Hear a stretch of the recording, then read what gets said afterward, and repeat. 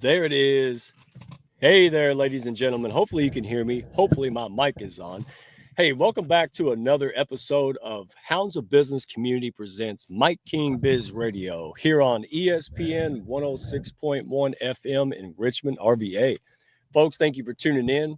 People and hounds, friends of the hounds, thank you for joining us live. If you are in Richmond now, listening on the radio, welcome. We got a special guest. I am super duper excited for this one, folks. We're going to figure out and dive in with the one and only Jamie Noerpel. All right. She's with York County, Pennsylvania, and they are changing the game. All right. They use kindness to solve a lot of the local problems folks face in community. So let me get this party started. Let me say hi, people. Oh, Lewis is here. Oh, man, he beats Susanna. Dadgummit. All right. Thank you, Mr. Lewis. Good to see you, Lewis Thickley. And then Homer. All right, my right-hand man. This guy keeps me in check, folks. So let's roll this intro and get this party started. Looks like your business might be in a bit of a pickle. Don't you worry about a thing. You ain't alone in this. You're just a success story waiting to happen. Trust me on that. Every bump in the road is just an opportunity wearing a clever disguise. Welcome to the Hounds of Business Community, where we don't just sit around twiddling our thumbs. Nope. We turn those obstacles into mighty fine stepping stones. This here's a place where high-level entrepreneurs and sharp professionals gather to grow their businesses and mindsets, kind of like how a good old gumbo needs the right ingredients to be something special. Ideas thrive here, and collaborations, well, they're as natural as sweet tea on a hot day. Success, it's a journey, and we're fixing to walk that road right beside you. Now, don't forget to follow us on LinkedIn for all the latest tips and insights. We're talking about the kind of wisdom that'll keep you ahead of the game. And while you're at it, head on over to our YouTube channel. We've got ourselves a treasure trove of videos, from expert interviews to webinars, everything you need to stay sharp in this fast-moving world of business. The Hounds of Business Community? Well, we ain't just a network, we're a movement. So why not come on and be part of something bigger? Join us today and let's turn your business journey into a real Southern success story. Together, we'll achieve greatness, just like crawfish and singing on a Friday night. Hey, let's see if this northern lady knows about crawfish and singing on a Friday night. Let's bring her up. Jamie Noerpel. All right, folks, we are talking today, oh, goodness, about economics of compassion. Kindness is transforming York County, and this is one of the major contributors and drivers behind that. Welcome to the show, Jamie. How are you? Hey, thanks. I'm doing great. How are you? Oh, man, I'm fair to middle. I'm waking up finally, dadgummit. Was it 2 p.m.? Man, you know, it's bedtime somewhere, right? So let's get on this. This kills me because when I start telling folks, all right, I met you through the one and only Kevin Smith of Kindness Worldwide. And as folks probably heard me talk about, you know, very successful guy, good-hearted man. He lost his wallet one day, panicked like most of us would. And then it looked like he lost his mind. He couldn't find the young lady and all this stuff. So I won't spoil it. But yeah, a lot of crazy things. So it took him down this path of truly spreading kindness worldwide, but it all started in York, right? His hometown, your hometown. And so when I told folks around there, I'm like, hey, they're combating crime and, you know, issues that we all face in community and neighborhoods with kindness. People thought I lost my marbles, right? Or you all did. So before we get into it, tell us a little bit about you, your role in York, and then we'll jump into, you know, like what this is all about, right? Yeah. So I direct an initiative. It's called the York County Safety Collab. And it's a little bit long, but it describes exactly what we do. We're in York County, and we collaborate around public safety efforts. So one of the things that is interesting about our Commonwealth is that we have tons of different police departments, like little fiefdoms right all over. In York County, we have 17 alone, soon to be 16. And so what the Safety Collab does is we have a coalition with all the police departments and the district attorney and the sheriff's office, and we look for ways that we can just work together. That could mean anything from trans-jurisdictional training, meaning that instead of just having one training at one police department, I held, for example, last week an escalation training that had 4 different police departments in it. So it's the idea that if people are there from different areas of York County, they're all getting the same training because they don't have to do that. So they choose to be involved. And I also look for a lot of community engagement as how can we get police to connect with the average person? Because I don't think people like understand all that goes into policing and all the challenges. So we look for ways really to build relationships. Let me stop you there because I love it. And thank you, folks. April, Wyatt, amazing lady. She is here with us as usual. And Noni is here. Good to see you, Noni. Here, I've been in the city stuff, right? I've been, I was a leader in nonprofit out in Louisville. I was with the ACM. So I've been in a lot of different stuff, public service and all that. A lot of these programs, police programs and initiatives, they're good intention. Don't get me wrong, but they're kind of forced, right? And what stuck out to me, and I want you to elaborate a little bit on the kindness movement, how you met Kevin, is that before we do a program and try to fit people into that and get buy-in for those programs, I mean, there's tons of programs since like the 80s, like DARE and all this stuff. But you guys already want that. Like the police, I met Commissioner Muldrow, right? Like this guy really is a loving, caring person. He much rather go out there and help people and push up his community than enforce laws all day and try to contain people, right? So walk us through that. First of all, we never talked about this. How did you get with Kevin and how did you all align to say, hey, this is not nonsense.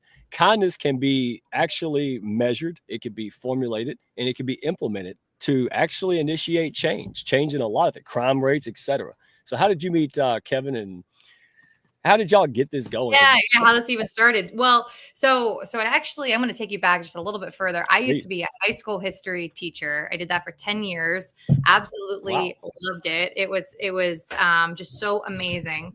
But after about year 7 or 8, I found that in the morning I had to really like pep myself up to go to work, because kids deserve the best. Like the kids deserve you to be on your best self every single day, to not allow your personal life to impact it. And I found that it was going to be unsustainable for me. Every day I was like, all right, here we go. I was starting to get the Sunday scaries, like that's a red flag that when, maybe you look at a career shift is when Sunday you begin dreading, like, oh man, I got to go do this for another week. So I started looking around for other things. Teachers were by definition scared to let go. We train for one thing and it's difficult to try other things, but York County is just like, we're just doing cool stuff down here. So I reached out to a mentor of mine and said, hey, what are some ways that I can make an impact in York County and actually like do good, but not just work for a nonprofit. Like I want to build something, I want to, and not that, we are a nonprofit, but not just be plugged into something that's already been around for 100 years. I want to create something new. So then I got hired by York County Safety Collab, and I want to say like 6 months into it, Kevin Smith reached out and he said, hey, I'm on this mission to try to see the good and be the good. Because I lost my wallet. This young woman returned it and she went the extra mile. And what can we do to shine a light on just being nice to one another, treating each other with dignity and respect? And so he knew I was connected with law enforcement. And he said, what can we do to get the police involved? So he came up with this idea of kindness citations, where instead of the police just hunting down the bad guys all the time, they would catch people doing something good. And so the first year, so York City, they were the ones that took it. York City Ph.D. with Commissioner Michael Muldrow, they did a great job. The sheriff's office also did it here that first year. But then year 2, which was just this past November, Kevin and I, we got some extra citations made. We went to the Chiefs Association. We pitched it. We got 8 police departments now to participate. And it was so cool because police got to go to, for example, one in West York Borough. There is a fish and oyster restaurant that's been around for generations. And he walked in there and they're like, hey, Matt, like, how's it going? What are you getting today? And then he cited them for being a like pillar in our community by being more than just like a place to go and buy fish, but being someone that they give back. They donate a lot and they've become this, like landmark, if you will, within our community.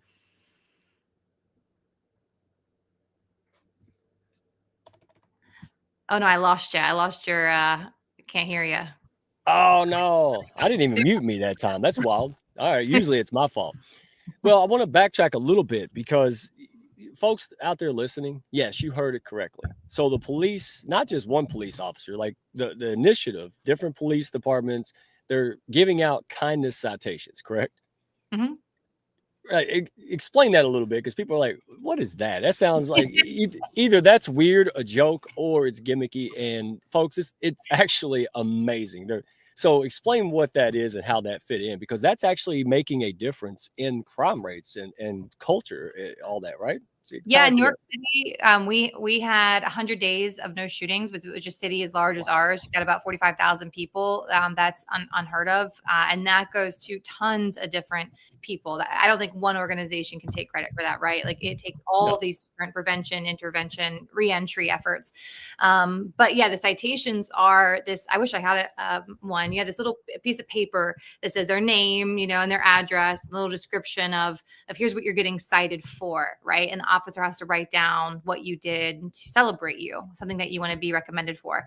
And so they go out and then they visit the person, usually at their location. There you go. Yep. There it is. So this one was from Hanover. There's this young man named Beckett who, again, went out of his way to help kids at the YMCA. And so when I reached out to the police chiefs and said, like, hey, if you could find, 3 to 5 people in your community that you just want to recognize, catch, because also it's not just good for the youth and the adults that are getting cited. It's good for the police officers because they deal with people on their worst day. Like think about when you're calling 911 and like they got to show up and they are working with people who are genuinely struggling. Now they get to go out and celebrate people. So with Beckett, we caught him at the Y. And it was so funny because everyone's like staring. There's like, why is this cop in here? Like what's happening? They thought something was going on. Somebody messed up. Yeah. Who is it? And he stood there like, the police chief, or this is a lieutenant. He stood there, professional. He's got his hat on. He's like, all right, Beckett Simpson, like we're here today. And he was all official. But then this kid was just, you can tell like, he was shuffling his feet. He smiled. He's hiding his hands. He doesn't know what to do with his hands, And so he gave him this citation. And now Beckett was kind of like a local hero because of course the news caught on to it. And so thanks to, Kevin Smith and his kindness worldwide there, you got that logo. I encourage people to go check out his website. Now we have, I don't know, maybe another 20 people that just had a positive interaction with police. Yeah. And it's making sense, dollars and cents, literally. So let's talk about dollars and cents, right? Because I hear my business buddies, right? Like, what's the ROI on being nice, Mike? Like, like how do you, but you've done the math, right? You've done the math when you do transformational leadership things from values. They actually make sense. They make revenue sense. So break it down for how much money is York County actually saving on public safety costs, and what are some of the impacts, like the positive metrics?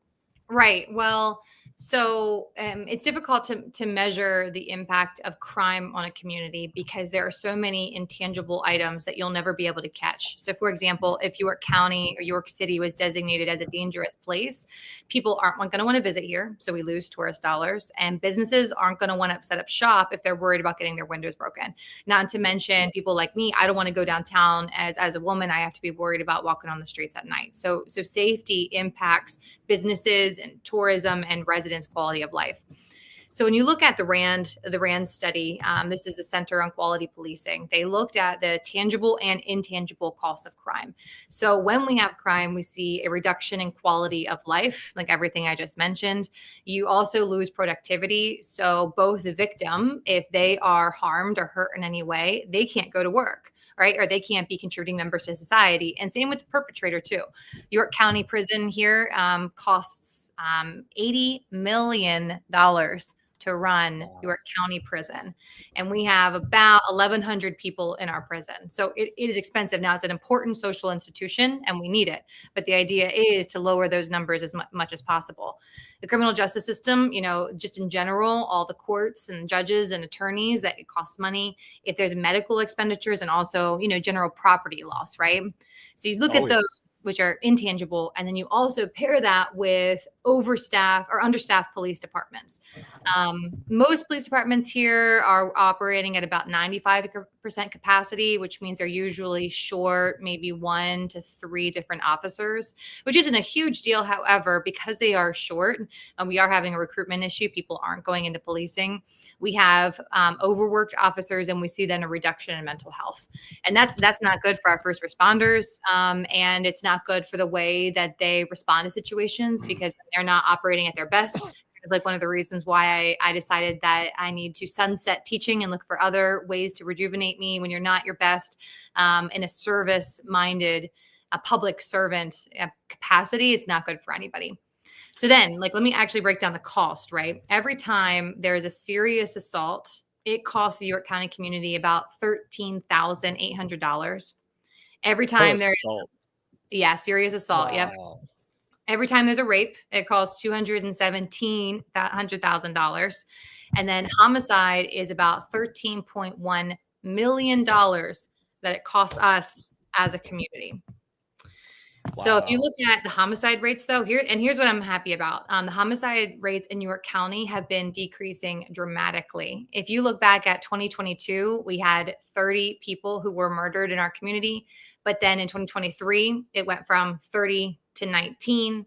And last year, it dropped the whole way down to just 12, which is 12 too many. But 30 just a few years ago down to 12. It's fantastic. That's phenomenal. No, I've been in those back, in the city governments where we're the 25th largest city in the U.S. I've never seen anything in a ratio like that.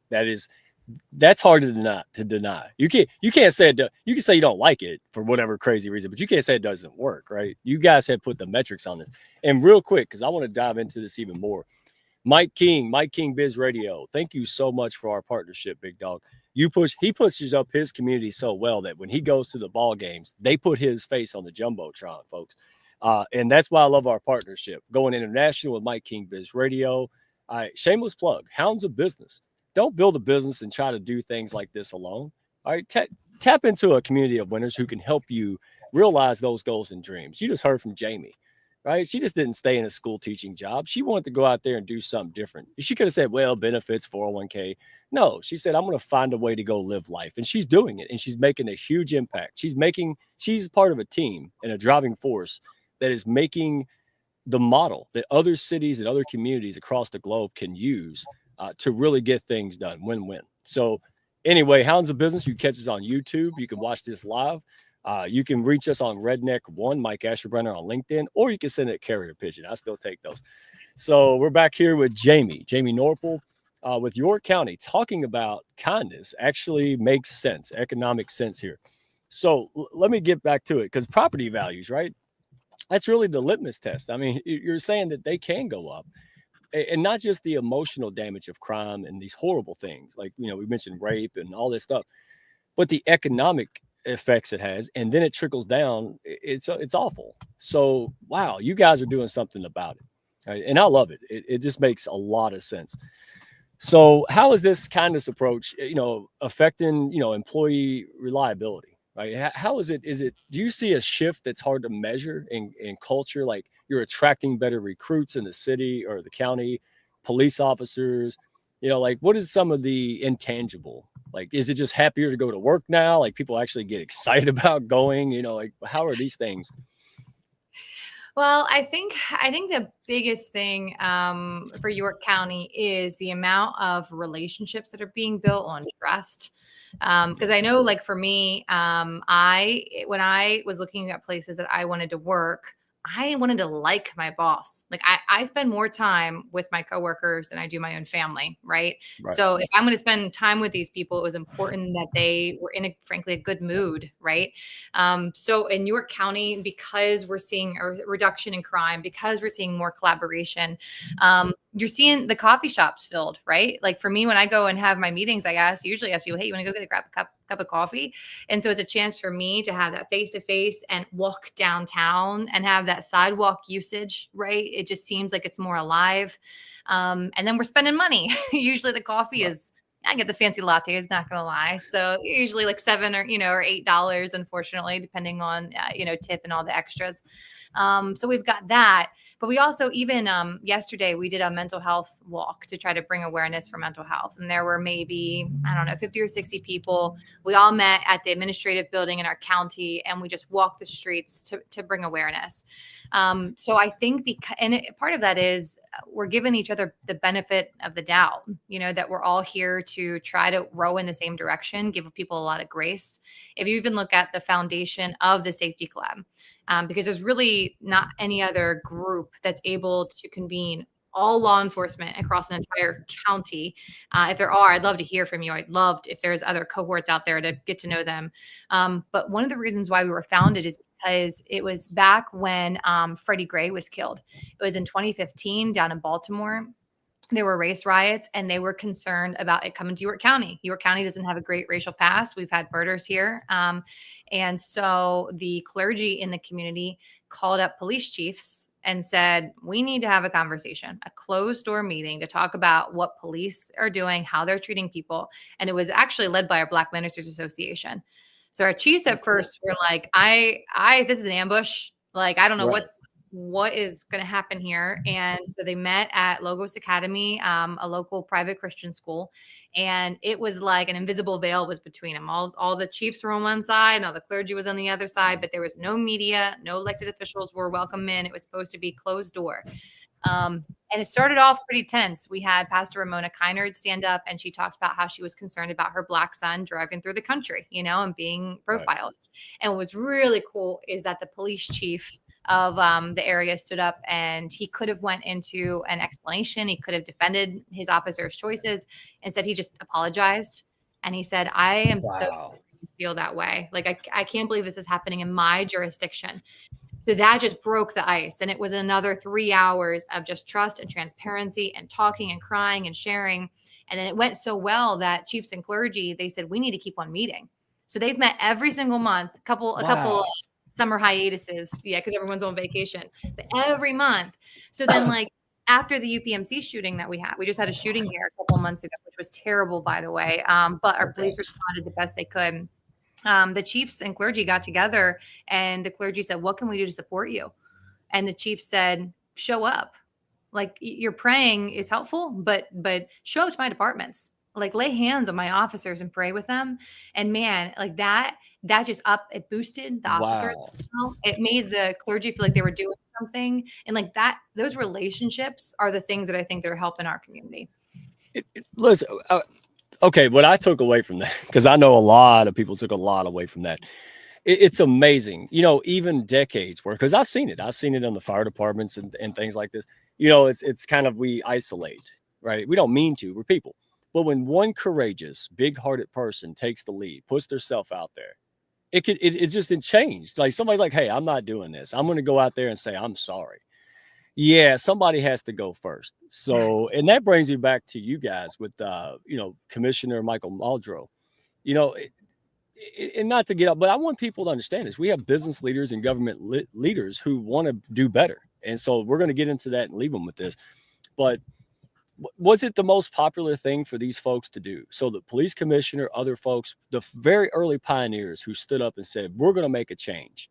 It probably wasn't the easiest thing to do, was it? Like, they got some pushback. Other police departments of other counties probably went, what's wrong with you? Cuckoo, but they did it anyway. So, like, was that the case where people were like, oh no, I'm betting against this? And then, but the courage was enough to make it happen.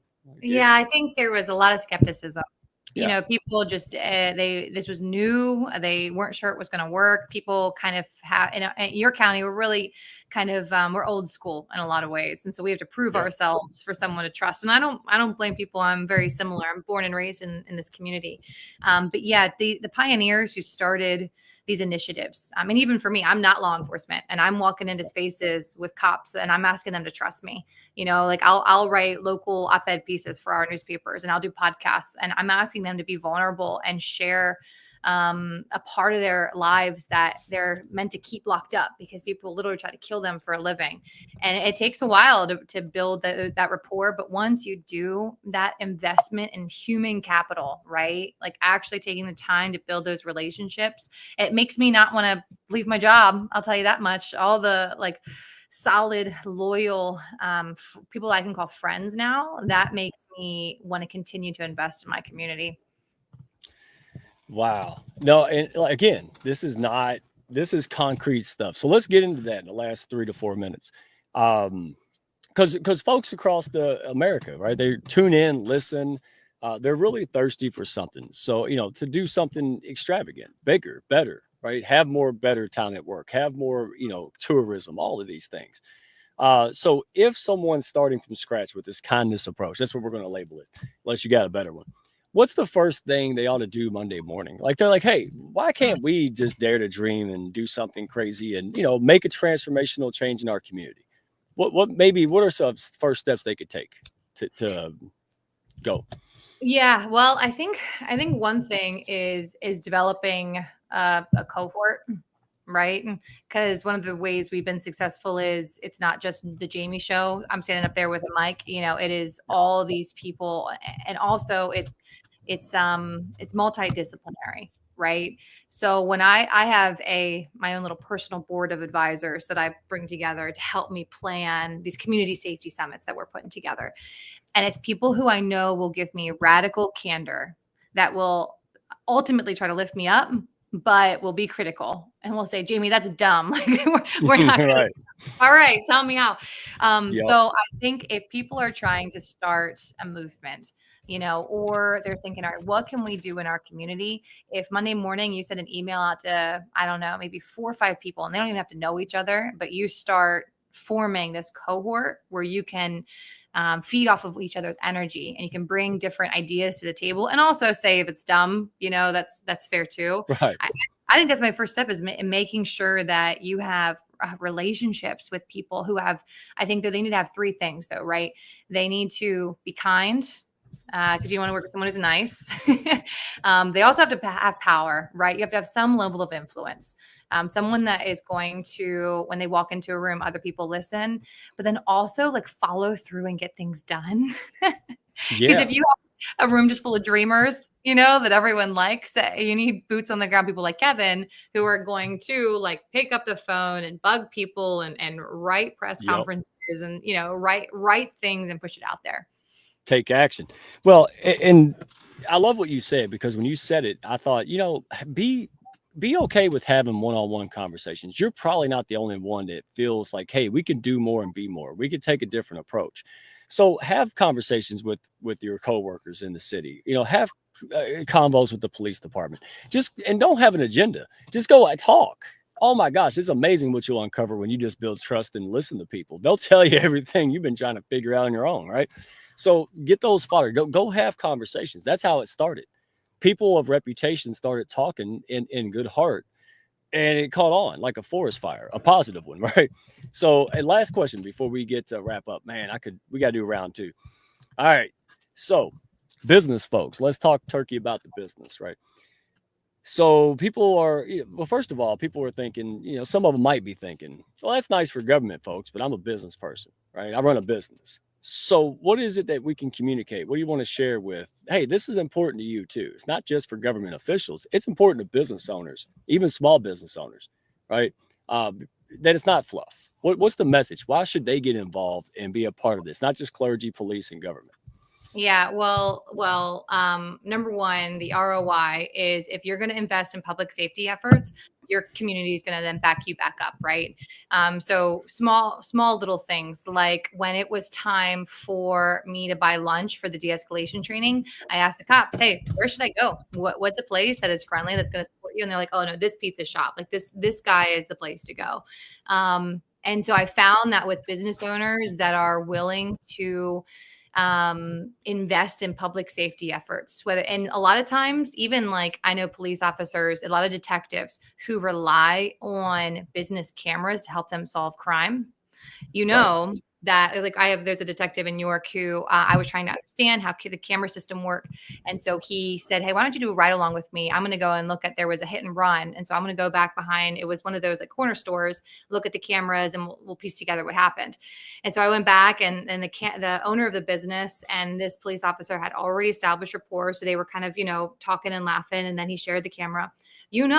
That if that business ever called that detective, the detective's going to answer, right? Right. Because he also needs the camera access. So because they've developed that relationship. So he's going to answer and he's going to do whatever he can to help that business.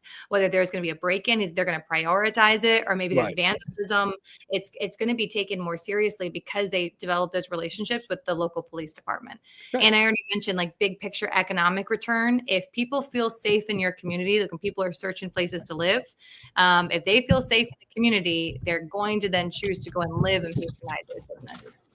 Yeah, one reinforces the other. The more safety, the more economy. The better economy, the more safety. And guys, get on board. So go to York County Safety Collab, like collaboration, York County Safety Collab.org. Jamie Norpal, Noerpel. All right. Yeah, I was reading that. You can go connect with her on LinkedIn, check out her posts, learn more. This is a real model that is working, folks. It's working in all aspects. Go check it out and go have that conversation. We want to see this under the banner of Kindness Worldwide, Kevin Smith. We want to see this out there in communities, right? This is real impact. Thank you, Jamie, for being vulnerable, open, and working so daggum hard to make the world a better place in York, starting in York. So thank you so much, my friend. Thank you, Mike. All right, we'll see you on the next one. Be good. I got to find the buttons. There it is. Thank y'all for stopping by. Be sure to follow, share, and like, and send me a message if you had fun today. Y'all come back now.